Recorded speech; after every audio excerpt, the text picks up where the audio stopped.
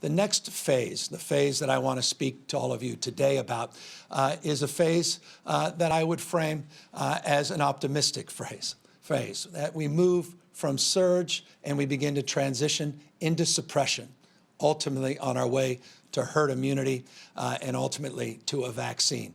But in this transition, where we do see light at the end of the tunnel, where there is a ray of optimism and hopefulness that this too shall pass, it's also perhaps the most difficult and challenging phase of all. And that's to say a lot, because the last few weeks and months have been very challenging for all of us indeed.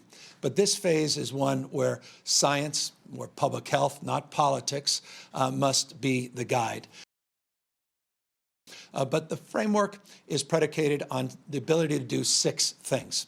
The most important framework is our capacity to expand our testing, to appropriately address the tracing and tracking of individuals, the isolation and the quarantine of individuals, using technology and using a workforce that needs to be trained and an infrastructure that needs to be in place in order to begin the process to transition.